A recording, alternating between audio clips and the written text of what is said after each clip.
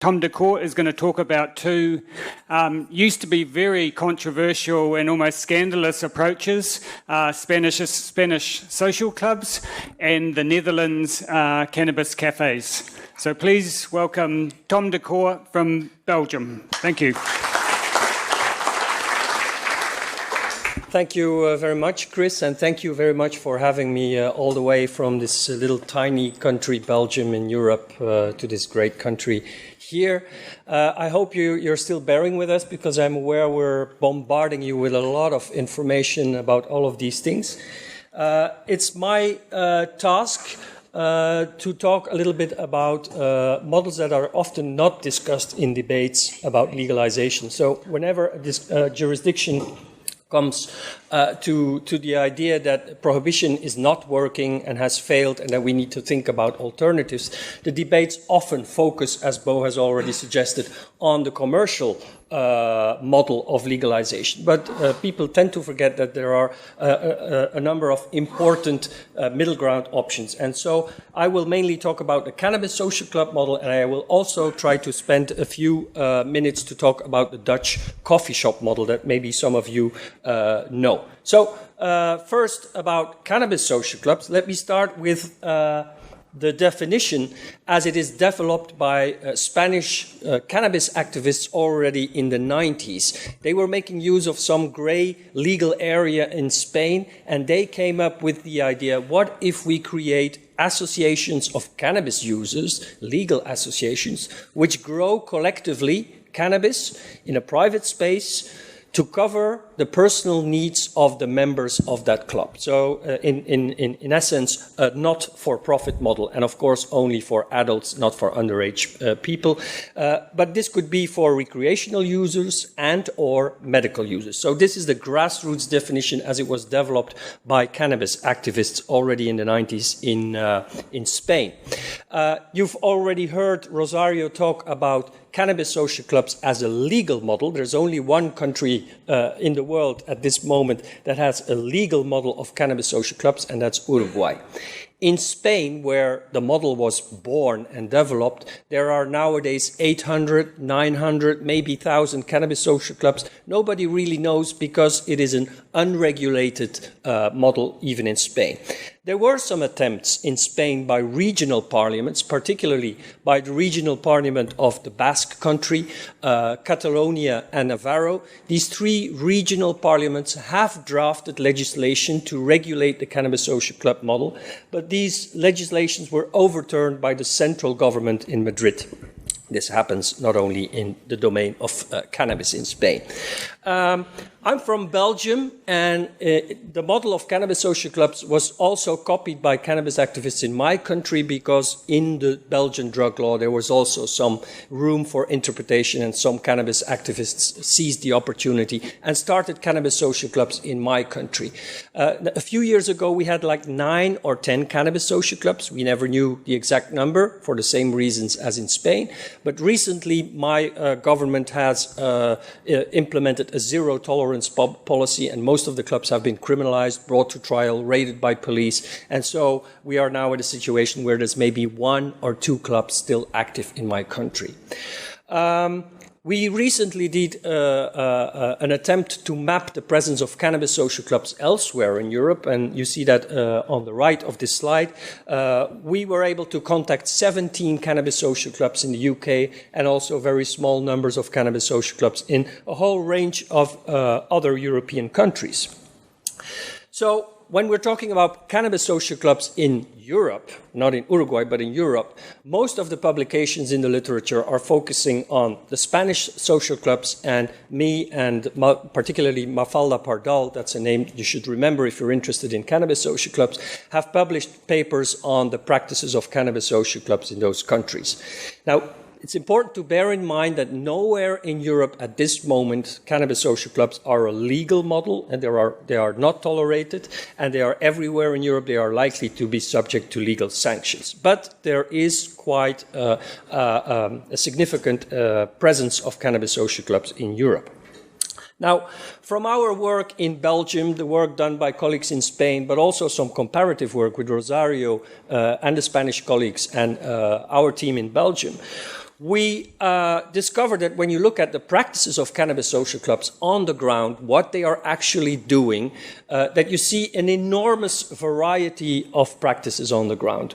What I mean by that is that we found cannabis social clubs which were actually a circle of 9 or 10 friends cultivating together and sharing the harvest of that. But there were also very large cannabis social clubs, especially in Spain, where you can find cannabis social clubs that have over 5,000 members. There's cannabis social clubs that are really there in the open, very activist, engaging with the media, etc. And there's cannabis social clubs, because of the legal context, that keep very low profile, almost underground, not looking for any contact with politicians, stakeholders, and the media, etc. There's clearly some cannabis social clubs that are maybe not so not for profit, but seem to be more for profit. There are cannabis social clubs that are that are cultivating cannabis themselves and distributing that to the members. But there's also cannabis social clubs that just buy, bulks of cannabis on the black market and distribute that to their members. So they're not producing cannabis themselves. So there's a number of dimensions in which you can see a lot of variety on the ground with the cannabis social clubs in Europe. Now, we've heard the stories from Bo and from Benedict, and if you paid attention to their presentations, one thing they point at is the dangers of commercialization.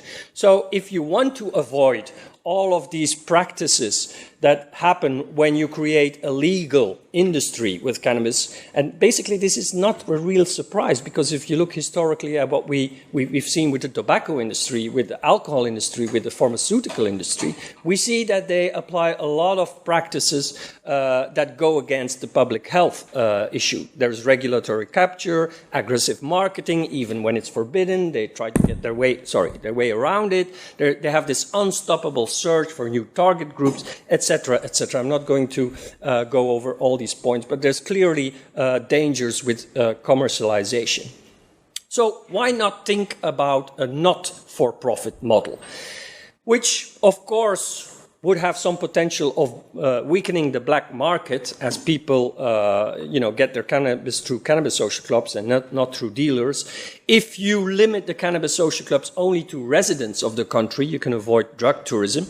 You can create a small economy as compared to the economies that are created in the US, in those states, and in Canada, etc. And in a sense, it's also a more democratic model, because it's the cannabis users themselves deciding what kind of strains they will grow and what kind of products they will try to make out of that. So not an industry driving that. So it's basically also about involving cannabis user communities themselves, not business people, which touches upon the social equity discussion. And some authors in the literature have also argued that cannabis social clubs could, because it's users working with users, you can use peer-to-peer education to educate users about safe use or safer use, and it may facilitate prevention and treatment. And if you are really interested in the model, you can look at the experiences in Uruguay and the lessons that Rosario has already tried to draw from that experience. You can look at the legislation which was drafted by Spanish regional parliaments, and some of the clubs who were not in it for the money, but who were not-for-profit associations, have developed self-regulatory models as well. And, I'm going to take this opportunity to shamelessly, promote a little booklet I wrote about that, trying to draw lessons from Uruguay, from Spain, and from Belgium about how to regulate a not-for-profit market. So, very bashful. Yes. It's the first time I actually managed to mention my book, so I'm really happy now. Okay. It's an interesting model, and if you look at what is happening on the ground now, there are a lot of problems that these cannabis social clubs are facing, but most of the problems have to do with the absence of an actual regulatory framework. They have a risk of criminalization by the authorities and crime fighters. They're not legally protected. Hence, they have a very unstable and very volatile character. They have also experienced some systemic violence, so violence from the black market, who's not happy that people are running cannabis social clubs in their area. And of course, there's this issue of transparency, even for researchers. It's not always so easy to study cannabis social clubs because they're afraid of the risks, etc. So if you really want the model to give it a chance, you need regulation, which ensures stability and sustainability of the model. And you surely also need an alignment of local and national policy to avoid policy reversal and problems, as we have seen in Spain. I'm not going to touch on all of these issues. There are challenges with the cannabis social club model in the sense that if users have to produce cannabis products, of course, they don't have the resources of an industry. So there will be a limited product availability and product diversity. These cannabis social clubs have a lot of problem in testing and controlling the quality of their products because it's expensive and usually they don't have the resources to test the quality, etc. We've seen that some of the cannabis social clubs have been morphing into for-profit enterprises or have been morphing, at least some cannabis social clubs, into mere dispensaries, so losing the kind of social aspect of the cannabis social club. And there's been issues being raised about whether cannabis social clubs would really meet the needs of all types of consumers, for example, the occasional users or the not middle-class users, etc. So I promised Chris to say a few words about the Dutch coffee shop model. The Dutch coffee shop model, which originated in 1976, was in that era, in the 70s and the 80s, a very progressive model. It was the only country which would look for alternatives in an era where the rest of the world was still adhering to the prohibitionist ideology. So that was really progressive. But what they forgot to regulate was the back door of the coffee shop. So basically, the legal model in the Netherlands is that they decriminalized and tolerated use by adults and selling the product to these adults in coffee shops. And nowadays, it's a maximum of 5 grams. So the front door of the coffee shop is kind of tolerated and lightly regulated. But the back door, the production and the supply side, where these coffee shops get the cannabis, this is not regulated, it's illegal, and it's in the hands of criminal elements. So basically, the Dutch model, even to today, is production of cannabis in the illegal market, selling it kind of legally to users. So, yes, I mean, to cut short, the experience of the Dutch with their coffee shops is really interesting, and we can draw a lot of lessons from that model because they were able throughout the years to regulate those coffee shops. No alcohol, no advertising, no nuisance, no minors, etc. So we can see and learn from their experiences with regulating the selling points, etc. But on the other hand, of course, the weakness of the coffee shop model and the Dutch model is that they never regulated the supply side. So they still have this, all of the problems with a black market and all of the harms of that. So that's a big problem.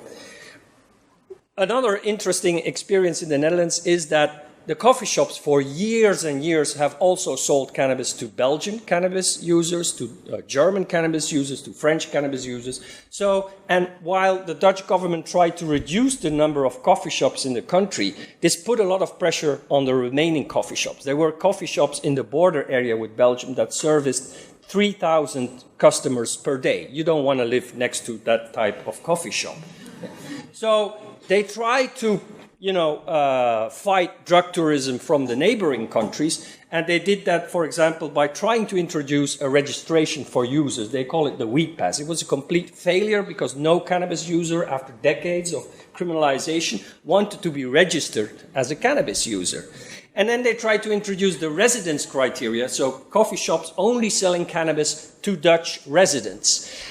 The problem is they only introduced that in the south border of the country, so the coffee shops near Belgium and Germany. But they made exceptions for Amsterdam and a number of other communities. So a very inconsistent implementation of these rules. And there's lessons to be learned from that. Okay, concluding reflections very quickly. The world, or at least part of the world, has become a laboratory for cannabis policy. I hope New Zealand will enter that arena as well in 2020. And if you're changing your course, that will not make you an international pariah or an outcast. This was something else in the 90s, for example. It's been said by Benedict and by Bo and by Rosario, it's too early for evaluations of all of these models, and there may not be one perfect model. It's a difficult exercise, because it's always about balancing competing objectives, public health arguments, tax revenue, personal liberties, etc. But the most important thing for you guys and girls is that in the next year, if you want to legalize, the main question is, who will you let produce the cannabis? Will you choose for commercial actors, for farmers, for current underground growers, for collectives or non-profit associations? And my basic point is, it's very dangerous to go from one extreme prohibition to the other extreme, which is full commercialization. Choose the cautious path. Because once you go towards commercialization, and it's been mentioned before, it's very difficult to turn back the clock and implement extra restrictions, etc. So choose the cautious path and maybe go for a more restricted model. After a while, after years, and as data come in and evidence come in, you can still decide to allow more players into the market, to allow commercial actors in the player, but it's better to go the cautious way. If you're interested in some of the work on cannabis social clubs, I have references here. I'm happy to share them with you if you drop me an email or something like that. Thank you very much. Yep, thank you, Tom.